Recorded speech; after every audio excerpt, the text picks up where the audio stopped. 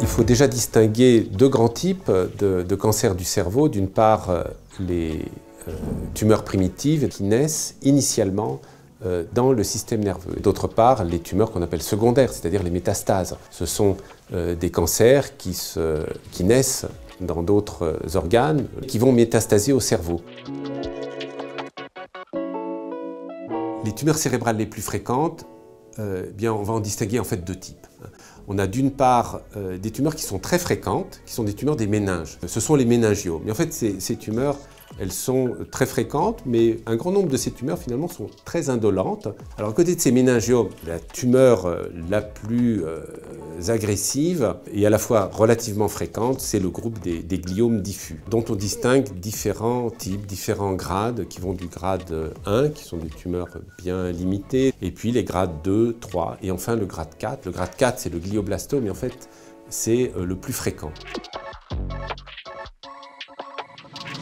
C'est 1% des cancers tout confondus, c'est 2% de la mortalité par cancer, parce que c'est globalement des tumeurs qui sont graves. Et si on considère la tranche d'âge jeune, les enfants, les jeunes adultes, grosso modo les personnes âgées de moins de 35 ans, eh bien on voit que les tumeurs cérébrales sont la première cause de mortalité par cancer chez ces personnes de moins de 35 ans. La première étape, c'est la chirurgie. Donc, quand on peut opérer la tumeur, c'est mieux. Plus on en retire, mieux c'est. On sait que c'est jamais total dans le cas des gliomes diffus et en particulier dans le cas du glioblastome. Si on ne peut pas, c'est une simple biopsie. Ensuite, c'est un traitement qui va associer la radiothérapie, une radiothérapie fractionnée, associée à une chimiothérapie par voie orale pendant la durée de la radiothérapie et ensuite par des cures séquentielles. Avec ce traitement, on arrive, dans la majorité des cas, à mettre les patients en rémission. Mais on sait que malheureusement, pratiquement la moitié des patients vont récidiver dans l'année.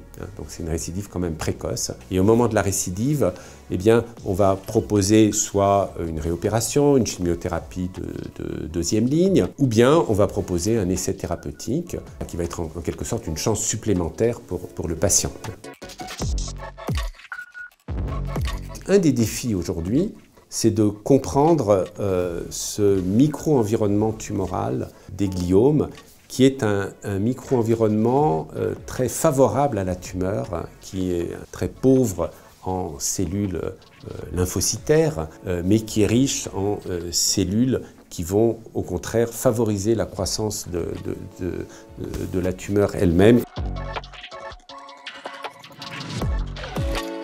Ce sont des tumeurs graves, des cancers réfractaires. Ces cancers réfractaires qui sont d'ailleurs une des priorités du plan décennal contre le cancer. On a évidemment besoin d'un effort important de la recherche. On comprend de plus en plus que c'est compliqué, c'est très compliqué, mais on a à notre disposition des outils de plus en plus performants qu'on n'avait pas il y a 10 ou 15 ans. Au niveau de la cellule unique, on peut analyser les interactions de la cellule tumorale avec la cellule du micro-environnement. On peut avoir une analyse spatiale et au niveau vraiment moléculaire de ce qui se passe au sein de ces tumeurs. Donc essayer de mieux comprendre cette interaction cellule tumorale et micro-environnement pour développer des stratégies innovantes.